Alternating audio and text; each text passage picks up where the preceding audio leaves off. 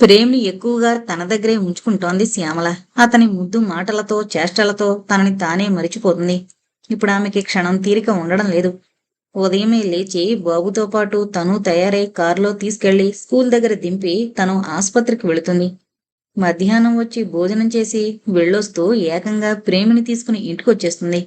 ఇద్దరూ టిఫిన్ తిని ప్రేమ్ చేత బోర్నమిటా తాగించి తను టీ తాగి గార్డెన్లో కూర్చుంటుంది. ప్రేమ్ చేత హోంవర్క్ చేస్తూ అది పూర్తయ్యాక తను చిన్నపిల్లలా ఆడుతుంది వాడితో. ఒక్కో రోజు మంగ దాసుల్ని కూడా తీసుకుని ఏ సినిమాకో షికారుకో వెళ్ళొస్తారు. రాత్రి భోజనం అయ్యాక ప్రేమ్ చేత కాసేపు చదివించి తన పక్కలో పడుకోబెట్టుకుని నిద్రపుచ్చుతుంది. వాడే ఆమె ప్రాణం, సర్వస్వం. ఆమె బ్రతుక్కొక ఆశ, వెలుగు. ఆ సాయంకాలం నర్సింగ్ హోం నుంచి వచ్చాక ప్రేము బజారుకి వెళదాం, త్వరగా తయారవు అంది. ఎందుకంటీ? అదేనోయ్, సంక్రాంతి పండుగ వస్తోంది కదా, మరి బట్టలు కొనుక్కోవద్దు? మా డాడీ కొంటారులే ఆంటీ. ప్రేము గట్టిగా కౌగులించుకుని ముద్దు పెట్టుకుని, ప్రేము నేను బట్టలు కొంటే నీకిష్టముండదా అడిగింది ఆవేదనను అణుచుకుంటూ. అది కాదాంటీ, దసరాకి దీపావళికి కూడా మీరే కొన్నారు. పాపం మా డాడీ మమ్మీ బాధపడతారేమోనని నసిగాడు. నా తండ్రి, నీకెలా చెప్పనురా? మూసిన కళ్ళ నుంచి నీళ్లు జలజలా రాలాయి. సారీ ఆంటీ, ఏడవకు, ఇంకెప్పుడు అలా అననుగా. పద, బజారుకి వెళదాం. తన చిట్టి చేతులతో శ్యామల కళ్ళు తుడిచాడు. ప్రేము, మీ డాడీ కొంటే అవి కూడా కట్టుకో. నువ్వంటే నాకు చాలా చాలా ఇష్టం. రా, నేనేమిచ్చినా పెట్టినా కాదన్నావంటే నాకు చాలా బాధగా అనిపిస్తుంది. నేను బాధపడితే నీకిష్టమా చెప్పు? నువ్వేడిస్తే నాకు ఏడుపు వస్తుంది. సరేగాని ఒక షరతు. చెప్పు నాన్నా. దాసుకి, మంగకి, నాకే కాక నీకు కూడా బట్టలు తీసుకోవాలి సారి. ఓకే, నీకు నచ్చిన చీర సెలెక్ట్ చేయి, తీసేసుకుంటాను. సరే, ఉత్సాహంగా అన్నాడు. పద, కారెక్కు, నేను వెళ్ళి డబ్బులు తెస్తాను. లోపలకు వెళుతుంటే ఆమెను అనుసరించాడు. బీరువా తెరిచి డబ్బు తీస్తుంటే ప్రేమ్ దృష్టి ముందు అరలో నిలబెట్టున్న ఫోటో మీద పడింది. దాన్ని చేతుల్లోకి తీసుకుని, ఆంటీ, ఈ ఫోటో ఇక్కడికెలా వచ్చింది? అతని గొంతులో కళ్ళల్లో ఆశ్చర్యం. తన మతిమరుపుతనానికి తత్తరపడి చేతిలో డబ్బు పక్కన పడేసి ఫోటో తీసి దాచేసింది. ఆంటీ, అది మా అంకుల్ ఫోటో. అయితే ఈ అంకుల్ నీకు తెలుసా? నివ్వెరపోయింది. భలే ఆంటీ, మా అంకుల్ నాకు తెలియకపోవడమేమిటి? గట్టిగా నవ్వాడు. నిజమా? ఇప్పుడాయన ఎక్కడున్నారు? రెండు భుజాలు గుచ్చు పట్టుకుని ఆదురుద్దాగా అడిగింది. ఓ, ఫారెన్లో ఉన్నాడు. లాస్ట్ ఇయర్ అంకుల్, ఆంటీ వాళ్ళ బాబు మా ఇంటికొచ్చారుగా. నిజమేనా ప్రేము? అవునాంటీ, కావాలంటే మా అమ్మని అడగండి. మా అమ్మ అన్నయ్య అంటుంది అంకుల్ని. పద, అమ్మ దగ్గరకు వెళదాం. లేచి కారెక్కింది. మమ్మీ, కారు ఆగగానే దిగి బాణంలా లోపలికి దూసుకెళ్లిపోయాడు. సంగీత బయటకొచ్చి, రండి డాక్టర్ గారు, రండి, కూర్చోండి. సాదరంగా ఆహ్వానించి కుర్చీ చూపించింది. ఇదిగో ఆంటీ, మా అంకుల్ నన్ను ఎత్తుకుని తీయించుకున్న ఫోటోలు. ఆల్బం తెచ్చి శ్యామల చేతుల్లో పెట్టాడు. మమ్మీ, మన అంకుల్ ఆంటీకి తెలుసట. తమకు తెలిసింది నలుగురికి చెప్పేదాకా తోచదు పిల్లలకి. మీ అంకుల్ నా ఫ్రెండు, అందుకే తెలుసు. సరేగాని వెళ్ళి మీ ఫ్రెండ్స్ని మీట్ అయ్యరా, మళ్ళీ వెళ్ళిపోదాం అనగానే బయటకు పరిగెత్తాడు బాబు. బాబు చెప్పింది నిజమేనా సంగీత? ఏంటి, మా గోపి గురించేనా? వాడు మా అన్నయ్య, అంటే మా నాన్నగారి మొదటి భార్య కొడుకు, సవతి కొడుకు కదా. మా అమ్మకి వాడంటే గిట్టేది కాదు. మా చెల్లికి మా తమ్ముడికి కూడా అమ్మ పోలికలే. కానీ నాకు అన్నయ్య అంటే ఎంతో అభిమానంగా ఉండేది. అన్నయ్యకి నేనంటే ఎంతో ఇష్టం. వాడిప్పుడు మలేషియాలో ఉంటున్నాడు. మలేషియాలోనా? నీరసంగా కుర్చీలో వాలింది శ్యామల. డాక్టర్, ఏమైంది? కంగారు పడింది సంగీత. నా ఆశంతా నిరాశ అయిపోయింది సంగీత. అంటే? మీరు చెప్పేది నాకేం అర్థం కావడం లేదు డాక్టర్. నా ఈ అన్వేషణ, నిరీక్షణ అంతా అతని కోసమే సంగీత. అంటే బాబు తండ్రి? అవును, బాబు తండ్రి గోపియే సంగీత. నిజంగానా డాక్టర్? ముమ్మాటికి నిజం. నా ప్రేమ మీదొట్టు. ఆవేశంలో ఎన్నోసార్లు అనుకున్నాను నేను నీ తల్లినిరా అని చెప్పేయాలని. కాని నాన్న ఎవరు అంటే ఏం చెప్పాలో తెలియక నోరు కట్టుకున్నాను. కాని ఇప్పుడు నాన్న అనిపించుకోవాల్సిన గోపి వాడి మనసులో అంకుల్గా నిలిచిపోయాడు. మా నాన్న తనని అవమానపరిచినందుకు, నన్ను, నా ప్రేమను నిర్దాక్షిణ్యంగా తుంచేసి దైవ సన్నిధిలో జరిగిన పెళ్లిని కాదని వెళ్ళిపోయాడు. ఇప్పుడు నాకేం దారి సంగీత? చావలేక బ్రతకలేక అతని కోసం ఎదురు చూస్తూ ఎంతగా కుమిలిపోతున్నానో ఆ భగవంతుడికే తెలుసు. అతని కోసం చివరికి నా తండ్రి చావు కూడా కారణమయ్యాను సంగీత. ఇంకా నేనెవరి కోసం ఎదురు చూడాలి? ఎవరి కోసం బ్రతకాలి? మోకాళ్లలో తలదూర్చి వెక్కి వెక్కి ఏడవసాగింది శ్యామల. ఊరుకోండి డాక్టర్, మాకీ విషయాలేవీ తెలియవు. ఉద్యోగం నిమిత్తం మలేషియా వెళ్ళాడు. మేమందరం ఒత్తిడి చేయగా చివరికి అక్కడ పిల్లనే పెళ్లి చేసుకున్నాడు. క్రితం సంవత్సరమే భార్యని పిల్లాన్ని తీసుకొచ్చి 10 రోజులుండి వెళ్ళాడు కూడాను. నిన్ను నమ్ముకున్నందుకు నాకు మంచి శాస్తి చేసావు గోపి. ఇంక నన్నెలా బ్రతకమంటావు గోపి? ఆపుకుందామన్న దుఃఖం ఆగడం లేదు శ్యామలకి. ప్లీజ్ ఊరుకోండి డాక్టర్, వాణ్ణి వెంటనే రమ్మని కేబుల్ ఇస్తాను. ఆహా, అంత పని చేయకమ్మా. ఏనాడో నేను చేసుకున్న పాపం ఇప్పుడు అనుభవిస్తూనే ఉన్నాను. తెలిసి తెలిసి మరో స్త్రీ హృదయాన్ని బద్దలు చేయలేను. నేను ఎలాగూ ఈ ఒంటరి జీవితానికి అలవాటు పడిపోయాను. వాళ్ళనైనా సుఖపడినివ్వు. ప్రేములో అతన్ని చూసుకుంటూ ఈ జీవితం గడిపేస్తాను. మిమ్మల్ని ఎలా ఓదార్చాలో అర్థం కావడం లేదు డాక్టర్. మీ బాధను కొంచెమైనా పంచుకోగలిగితే. వద్దు సంగీత, పగవాళ్ళకు కూడా వద్దు ఇటువంటి బాధ. నేనే భరించాలి. ఇప్పుడు కాకుంటే ఎప్పటికైనా తప్పదుగా. చేసుకున్న వాళ్ళకి చేసుకున్నంత మహదేవ అన్నారు. సరేగాని బాబు ఎప్పుడు నా దగ్గరే ఉంటున్నాడు. నువ్వేమీ అనుకోవడం లేదుగా? భలేవారే, వాడు మీ కొడుకు, మీ దగ్గరే ఉండాలి. కాకపోతే ఎంతకాలం పెంచిందని కనుక ఎప్పుడైనా వస్తుంటాను. సంగీత దుఃఖాన్ని అదిం పట్టింది. తప్పకుండా రామ్మా. నా ఇంట్లోకి, నర్సింగ్ హోంలోకి మీరు ఎప్పుడైనా నిరభ్యంతరంగా రావచ్చు. బాబును వదిలి ఉండలేను. ఏమీ అనుకోవద్దని రాజగోపాల్ గారికి చెప్పండి. ఆయనకంతా చెప్పాను. బాబు మీ దగ్గర ఉండడమే న్యాయం అన్నారు ఆయన కూడా. మీ దంపతులిద్దరికీ నా కృతజ్ఞతలు ఎలా చెప్పుకోవాలో తెలియడం లేదు. చేతులు జోడించింది నీళ్లు నిండిన కళ్ళతో. మన మధ్య ఈ అభిమానం, అనురాగం జీవితాంతం వరకు ఉండాలని నా కోరిక. శ్యామల చేతుల్ని తన చేతుల్లోకి తీసుకుంది సంగీత. అలాగే సంగీత, నా వైపు నుంచి వాటికి లోటు రానివనని హామీ ఇస్తున్నాను. చాలా సంతోషం డాక్టర్. ఇకొస్తానమ్మా. అరే, గోపి చెల్లెలనగానే ఎంతో దగ్గర వారైనట్లు నువ్వు అనేస్తున్నాను. సారీ.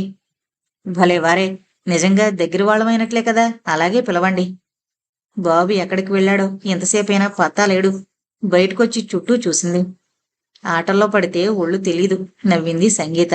కారు హారన్ విని పరిగెత్తుకొచ్చి ఎక్కేశాడు. రాజగోపాల్ గారితో చెప్పండి వస్తాను అంటూ కారు స్టార్ట్ చేసింది శ్యామల. కారు కనుమరుగయ్యే వరకు చూసి గాఢంగా నిట్టూర్చి లోపలికి వెళ్ళింది సంగీత. ఇదేంటంటే బజారుకు వెళదామన్నావు కదా. సారీ ప్రేము, రేపు వెళదాంలే. లోపలికి వెళ్ళి ఆడుకో. నేనొచ్చేసరికి లేట్ అవుతుంది. భోజనం చేసేయండి అందరూ. ప్రేము దిగ్గానే కారు స్టార్ట్ చేసి వెనుతిరిగింది. సిటీ వైపు పరిగెడుతోంది కారు. సాయం సమయమేమో ఎక్కడ చూసినా జనం. ఆమె మనసులో కందిరీగల్లా తొలిచే ఆలోచనల్లాగే. స్లో చేసి వెళ్లి పద్మావతి నర్సింగ్ హోం ముందాపింది. డాక్టర్ పద్మావతి పైనే ఉన్నారని చెప్పింది నర్సు. ఆంటీ, అంతవరకు ఆపుకున్న దుఃఖం కట్టలు తెంచుకుంది. ఆవిడ భుజాల మీద తలవాల్చి వెక్కి వెక్కి ఏడ్చేసింది. ఏమైందమ్మా చెప్పు తల్లి. ఆప్యాయంగా ఓదార్పుగా వెన్ను నిమరసాగిందావిడ. నాకున్న ఒక్క ఆశ కూడా నిరాశ అయిపోయిందంటే. ఊరుకోమ్మా, నీకసలు ఆ భగవంతుడే అన్యాయం చేశాడు. మీ నాన్న ఒక రకంగా, నేనొక రకంగా నీకు తీరని అన్యాయం చేశాం. ఆవిడ గొంతులో బాధ. నా దురదృష్టమే మీ అందరి చేత అలా చేయించిందంటే. నేనింక ఈ బాధను భరించలేను. ప్రేమ్ని సంగీత చూసుకుంటుంది. ఈ నర్సింగ్ హోంని మీరు చూసుకుంటారు కనుక నా నర్సింగ్ హోంని కస్తూరిని చూడమనండి. మరి నువ్వేం చేస్తావమ్మా? తెల్లబోయిందావిడ. కొన్నాళ్లపాటు ఎటైనా తిరిగి రావాలనిపిస్తోందంటే.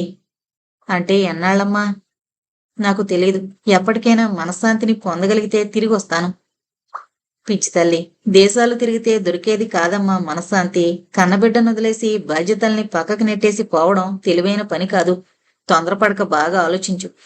పవిత్రమైన వృత్తి నీది. నీకోసం కాదు నువ్వు జీవించేది. వేలాది ప్రజలకు ప్రాణం పోసే దేవతవు. వారికి సేవ చేయడంలో తప్ప ఎక్కడికి వెళ్ళినా నీకు మనశ్శాంతి దొరకదమ్మా. ఓ డియర్, ఎక్కడున్నావా?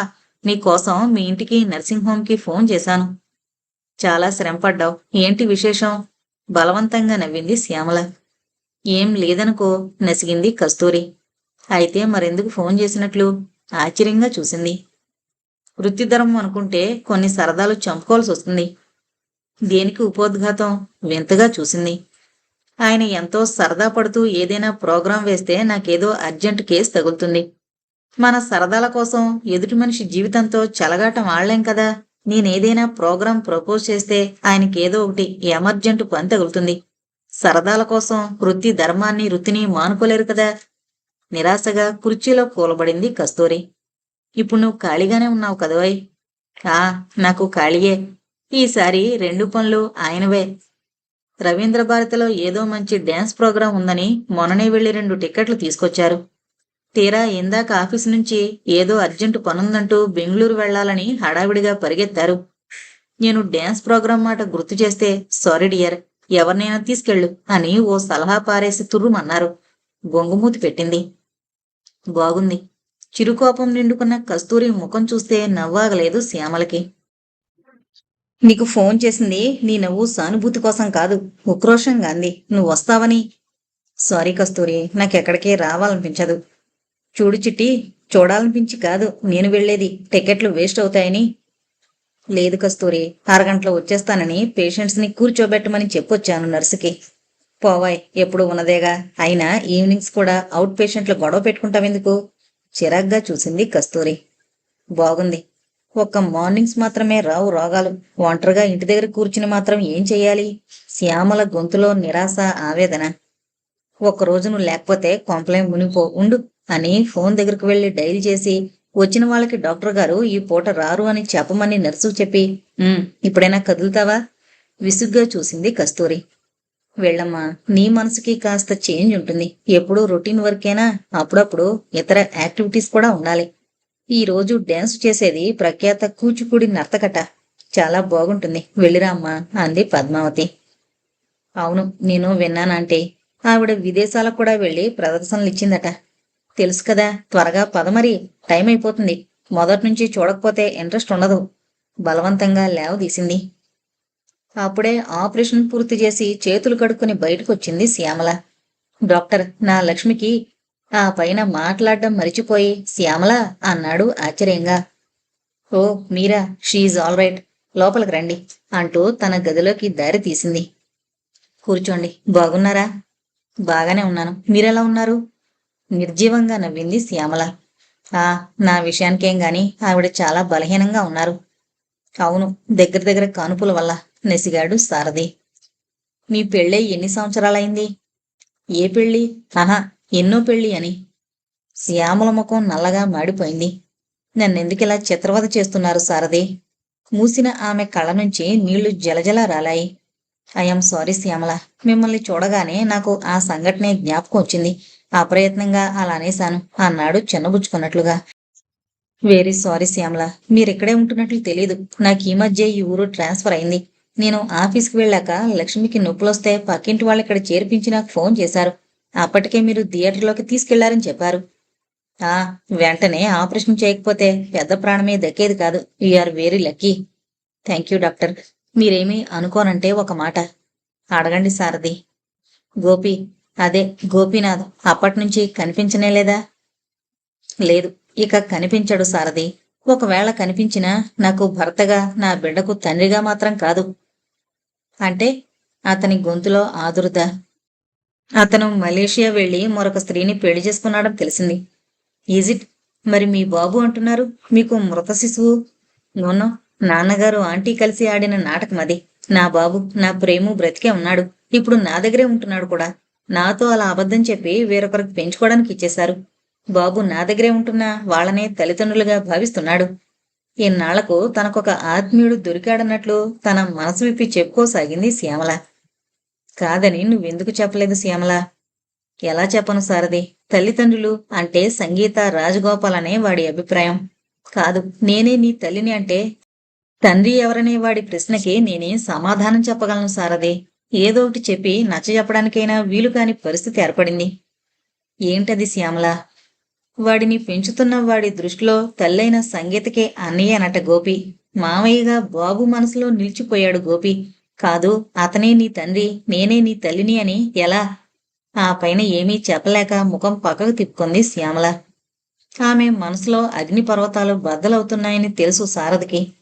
మై గాడ్, ఎంత విచిత్రం! విధి ఆడే వింత నాటకం ఈ జీవితం. ఆ నాటకానికి ఎప్పుడు ఎలా తెరదింపాలో అన్నీ తెలిసిన ప్రజ్ఞాశాలి ఆయన. శ్యామల, పోనీ. సారథి మాటలు పూర్తి కాకముందే రాకెట్లా లోపలికి దూసుకొచ్చాడు ప్రేమ్. శ్యామల ఎదురుగా నిలబడి, ఆంటీ, నువ్వు నాకమ్మవా? సూటిగా అడిగాడు. ఆ సమయంలో ఆ చిన్నారి ముఖంలోకి చూడ్డానికే భయం వేసింది శ్యామలకి. ఒక క్షణం ఊపిరి పీల్చడం కూడా మరిచిపోయింది.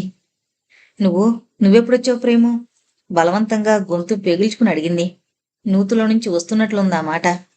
చాలాసేపయింది. ఆయనతో నువ్వు చెప్పిందంతా విన్నాను. ప్రామిస్ చేసి చెప్పు, మా అమ్మ ఎవరు? ప్రేము ప్రేము దగ్గరకు లాక్కొని తన హృదయానికి హత్తుకుంది. విడిపించుకుని దూరంగా జరిగాడు. ముందు నిజం చెప్పు, మా అమ్మ ఎవరు? ప్రేమ్, నేను చెప్తానిలారా. ప్రేమ్ భుజాల చుట్టూ చేతులు వేసి దగ్గరకు తీసుకున్నాడు సారథి.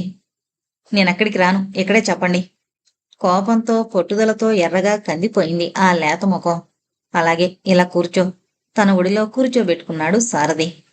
బాబూ, నువ్వు పుట్టాక మీ అమ్మకి తెలియకుండా మీ తాతగారు నిన్ను ఎవరికో అంటే ఇప్పుడు నువ్వు మమ్మీ డాడీ అనుకుంటున్నావే వాళ్ళకన్నమాట ఇచ్చేశారట. నువ్వు అంకుల్ అంటావే అదే మీ గోపి మావయ్యే మీ నాన్నన్నమాట. మీ తాతగారు అదే ఈ అమ్మ వాళ్ళ నాన్నగారు మీ నాన్నని తిడితే కోపమొచ్చి మలేషియా వెళ్ళిపోయారట అనునయంగా చెప్పాడు. నేను ఆంటీ అని పిలుస్తుంటే కాదు అని ఎందుకు చెప్పలేదు? చెప్పానుగా, మీ తాతగారు మీ అమ్మకి తెలియకుండా నిన్నిచ్చేశారని. అయితే ఇప్పుడెలా తెలిసింది? ఆ చిన్నారి మనసులోని సందేహాలకి ఆశ్చర్యపోతున్నాడు సారథి. మీ మమ్మీ చెప్పిందట. మరి నాకెందుకు అప్పుడే చెప్పలేదు? నువ్వు డాడీ కావాలని ఏడుస్తావు ఎలా? అతనేమో మలేషియాలో ఉన్నాడు కదా. అలా చెప్తే నేనెందుకు ఏడుస్తాను? ఆ విషయం చెప్పలేకనమ్మా మీ అమ్మ బాధపడేది. పసివాడివి, నీతో ఇన్ని విషయాలు చెప్పవలసి రావడమే దురదృష్టం. ప్రేమ్ తల నిమరసాగాడు. ప్రేమ్ సారథి ఒళ్ళో నుంచి దిగి దోసిట్లో ముఖం దాచుకుని వెక్కి వెక్కి ఏడుస్తూ అన్న శ్యామల దగ్గరకు వెళ్లి మెల్లగా చేతులు తొలగించాడు. అమ్మా, ప్రేము, అమ్మా, ఏడవకమ్మా. నాన్న గురించి నేనెప్పుడూ అడగనమ్మా. నువ్వేడిస్తే నాకు ఏడుపొస్తుందమ్మా వెక్కుతూ అన్నాడు. లేదు తండ్రి, నేనింకేడవనరా. నిన్ను చూసుకుంటూ నూరేళ్లు నవ్వుతూ బ్రతికేస్తాను. ఎన్నాళ్ళు ఈ విషయాన్ని నీకెలా చెప్పాలని నాలో నేనే కుమిలిపోతున్నాను నాన్న. సున్నితమైన ప్రేమ్ బుగ్గల్ని ముద్దు పెట్టుకుంది. తన చిట్టి చేతులతో శ్యామల కళ్ళు తుడిచాడు ప్రేమ్. ఎంత అరిందాతనం! పరిస్థితులు పిల్లల్ని కూడా పెద్దవాళ్ళని చేస్తాయి అనుకున్నాడు సారథి ఆ దృశ్యాన్ని చూస్తూ. సృష్టిలో తల్లి బిడ్డల అనుబంధం ఎంత గొప్పది. నవమాసాలు మోసి కని పెంచి పెద్ద చేస్తుంది తల్లి. కాని ఎంతమంది బిడ్డలు ఆ తల్లి త్యాగాన్ని గుర్తించగలుగుతున్నారు? నెరసొచ్చి లక్ష్మికి స్పృహొచ్చిందని చెప్పడంతో ఆలోచనలాపి శ్యామల వైపు చూశాడు భార్య జ్ఞాపకం వచ్చిన సారథి. ప్రేమును వదిలి ముఖం కళ్ళు శుభ్రంగా కడుక్కుని పౌడర్ అద్దుకుని బొట్టు సరిచేసుకుని, సారీ సారథి, నా గొడవలో పడి ఆ విషయమే మరిచిపోయాను. ఎనీహౌ, మీ వల్ల నా సమస్య తేలిగ్గా పరిష్కారమైంది. థ్యాంక్ యూ సో మచ్ అంది కృతజ్ఞతాపూర్వకంగా. ఈ విధంగానైనా మీకు సహకరించగలిగినందుకు చాలా సంతోషంగా ఉంది శ్యామల అంటూ ఆమె వెనకే భార్య దగ్గరకు వెళ్ళాడు. లక్ష్మిని చూసి తృప్తిగా తల పంకించి, okay, she's all right Sarathi, don't worry about her. సారథికి ధైర్యం చెప్పి ఇవ్వవలసిన మందుల గురించి నర్సుకు చెప్పి బయటకొచ్చింది. ప్రేమ్ అప్పటికే బయటకొచ్చి కారెక్కి స్టీరింగ్ ముందు కూర్చునున్నాడు. శ్యామలను చూసి పక్కకి జరిగాడు నవ్వుతూ. రౌండ్స్ పూర్తి చేసి చివరగా లక్ష్మి బెడ్ దగ్గరకు వెళ్ళింది శ్యామల. పిల్లవాడికి పాలిస్తోంది లక్ష్మి. ఎలా ఉంది లక్ష్మి? కేసు షీట్ చూస్తూ అడిగింది. బాగానే ఉన్నాను డాక్టర్. మీ ఆయన అశ్రద్ధ చేస్తే నువ్వైనా నీ ఆరోగ్యం గురించి శ్రద్ధ తీసుకోకపోతే ఎలాగమ్మా అంది మందలింపు ధోరణిలో. నాకేం, బాగానే ఉన్నాను డాక్టర్. నువ్వు నేను ఎంత శ్రమ పడితే ఈ బాబు ఈ లోకంలో పడ్డాడో ఒకసారి ఆలోచించు. ఈ నీరసం తగ్గాక వచ్చి ఆపరేషన్ చేయించుకో. ముగ్గురున్నారుగా, చాలరు. ఆ విషయం ఆయనతో చెప్పండి డాక్టర్. ఓరగా భర్త వైపు చూసింది లక్ష్మి. చెప్పేది నేనైనా ఆచరింపజేసేది నువ్వేనమ్మా. లక్ష్మి భుజం తట్టింది నవ్వుతూ. భార్య దగ్గర అతి చనువు వినయ విధేయతలు నటిస్తూనే తప్పించుకుని తిరుగుతుంటారు ఈ మగాళ్ళు. వాళ్ళంతటా వాళ్ళకి తోస్తే చేస్తారు తప్ప ఒకళ్ళు చెప్పింది వినడం ఇన్సల్ట్ గా ఫీల్ అవుతారు. Very good. మగవాళ్ల మనస్తత్వాల్ని బాగా కాచి వడపోసావే నవ్వి ముందుకు నడిచింది. డాక్టర్, తల్లికి పిల్లాడికి బలానికి మందు రాసివ్వండి ఆమె వెనకే నడుస్తూ అన్నాడు సారథి. ఇక్కడ ఉన్నన్ని రోజులు మేమిస్తూనే ఉంటాం. డిశ్చార్జి చేసేటప్పుడు రాసిస్తాను. బైది బై, మీరేం అనుకోనంటే. ఆహా, అనుకున్నా సరే, డాక్టర్గా ఒక మాట చెప్పడం నా బాధ్యత. చెప్పండి డాక్టర్. ఇక ఆమెకి కాన్పులకు తట్టుకునే శక్తి లేదు. మరోసారి కాన్పొస్తే ఆమె ప్రాణానికి అపాయం. ఇద్దరిలో ఎవరో ఒకరు ఎంత త్వరగా ఆపరేషన్ చేయించుకుంటే అంత మంచిది. అలాగే డాక్టర్, ఆమెనింకా శ్రమ పెట్టను. నేనే చేయించుకుంటాను. నేనసలు మొదటి 2 ఆడపిల్లలు పుట్టగానే చేయించుకుంటానన్నాను. ఏవో సెంటిమెంట్స్, మగపిల్లాడు కావాలని గొడవ. పోనీయండి, జరిగిందేదో జరిగిపోయింది. ఇంకా ఆలస్యం చేస్తే మాత్రం మంచిది కాదు లేదు డాక్టర్, ఇక ఆలస్యం చేయను. తను ఇంటికొచ్చేస్తే ఆ పనే ముందు చూస్తాను. వెరీ గుడ్ సారథి. ఒక మాట, డాక్టర్ డాక్టర్ అనే పిలుపుతో విసిగిపోయాను. అసలు నా పేరే నేను మరిచిపోయాను. మీరైనా నోరారా శ్యామల అని పిలవండి. ఓకే శ్యామల. ఫోన్ రింగ్ అవడంతో వస్తాను, మళ్ళీ కలుస్తాను, మీ పని చూసుకోండి అని చెప్పి వెళ్ళిపోయాడు Sarathi. Hello, doctor Shyamala here. Hi Shyamu. అవతల నుంచి కస్తూరి గొంతు. హలో తుఫాన్, ఏంటి కదా ఈ వేళప్పుడు ఫోన్ చేశావు? ఏంటి, నువ్వు శ్యామలవేనా? కస్తూరి గొంతులో ఆశ్చర్యం, ఆనందం. ఏం అనుమానంగా ఉందా? నవ్వింది శ్యామల. మరి ఉండదా? నీ చేత తుఫాన్ అనిపించుకుని సుమారు 7 ఏళ్లయింది. మళ్ళీ ఇన్నాళ్ళకిప్పుడు పిలుస్తున్నావంటే నాకు చాలా సంతోషం కలిగే సంఘటన జరుగుండాలి. గోపిగాని వచ్చాడా? చివరి మాట వినగానే శ్యామల ఉలిక్కి పడింది. గుండెలలో ఏదో అలజడి. రిసీవర్ పట్టుకునే ఓపిక కూడా లేనట్లు పిడికిలి బలంగా బిగించింది. ఏ శ్యాము, ఏ లోకంలో ఉన్నావోయ్? అవతల నుంచి కస్తూరి గొంతు గట్టిగా వినిపించడం వల్ల ఉలిక్కిపడి, ఇక్కడే ఉన్నా, ఏంటి అంది. శ్యాము, ఏంటి నీ గొంతు అలా మారిపోయింది? ప్లీజ్, నేనేమైనా నీ మనసు నొప్పించానా? Very sorry dear. కస్తూరి గొంతులో బాధ, కంగారు చోటు చేసుకున్నాయి. అదేం లేదులే, ఇకుంటా. శ్యాము, అమ్మ నిన్నొకసారి రమ్మని చెప్పమంది. ఎందుకు? తన బాధ మరిచిపోయింది. నాతో చెప్పలేదు. 2 రోజుల నుంచి అమ్మ ఆరోగ్యం బాగుండడం లేదు, ఒకసారి వచ్చి వెళ్ళు. అలాగే, ఇక్కడ పనయ్యాక ఇంటికెళ్లే ముందు వస్తాను, ఆంటీకి చెప్పు. అలాగే. ఫోన్ పెట్టేసింది. గబగబా పని ముగించుకుని ప్రేముని తీసుకుని కారులో పద్మావతి దగ్గరకు వెళ్ళింది. ఏమైందంటే 2 రోజులకే అలా అయిపోయారు? నీరసంగా పీకుపోయినట్లున్న పద్మావతి ముఖాన్ని చూస్తూ ఆదుర్దాగా అడిగింది. బీపీ ఎక్కువై కొంచెం కంగారు పెట్టింది. అయినా ఒక కాంప్లికేషన్ కాదుగా అంది కస్తూరి తల్లికి ఇంజెక్షన్ చేస్తూ. పెద్ద వయసు వచ్చిందంటేనే అన్ని కాంప్లికేషన్స్ ఈ శరీరాన్ని ఆక్రమించుకుంటాయి, పిచ్చి పిల్లలు. ఇంకా మా టైం అయిపోయింది, నీరసంగా నవ్వింది పద్మావతి. అలా అంటే ఎలా అంటే, మీకు మీ ఆరోగ్యం గురించి పట్టదు, ఎంతసేపు ఎదుటి వాళ్ళ గురించి ఆలోచన తప్ప. కస్తూరి వైపు తిరిగి, కస్తూరి, 4 రోజులు నువ్వు ఆంటీని కనిపెట్టుకుంటూ ఇక్కడే ఉండిపోరాదు అంది. ఇప్పుడు నేను చేసే పని అదేగా. మా శ్రీవారు క్యాంపులో ఉన్నారు. పిల్లలిద్దరూ ఈ అమ్మమ్మని వదిలిపెట్టి ఉండరు. నేను ఇక్కడే ఉంటున్నాను, అమ్మకు నయమయ్యే వరకు.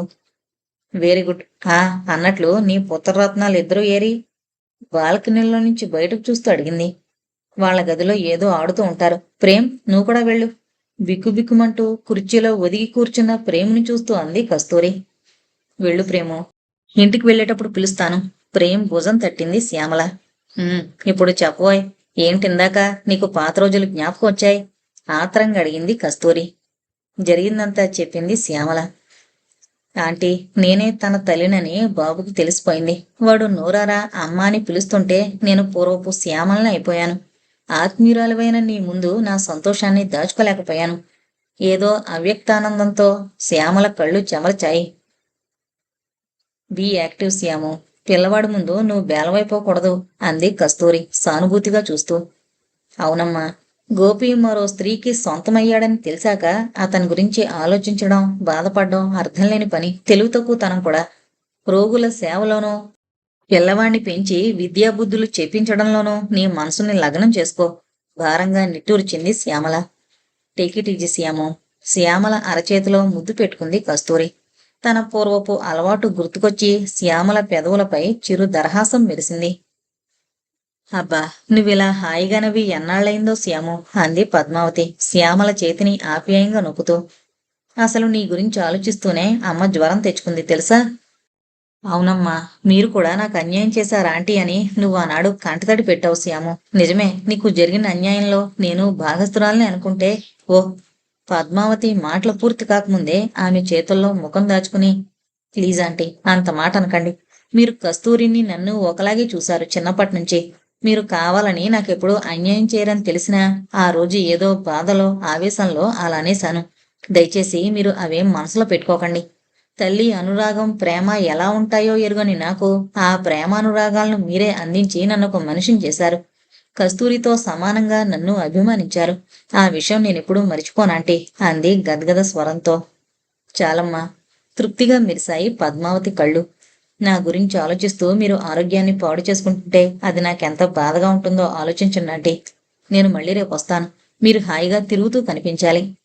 అలాగే అంటూ శ్యామల అరచేతిలో ముద్దు పెట్టుకుంది పద్మావతి. నీ అలవాటుని నువ్వు మరిచిపోయావు గాని నిన్ను చూడగానే మాకదే జ్ఞాపకం వస్తుంది నవ్వింది కస్తూరి. తను నవ్వి ప్రేముని పిలిచి కారెక్కింది డాక్టర్ శ్యామల.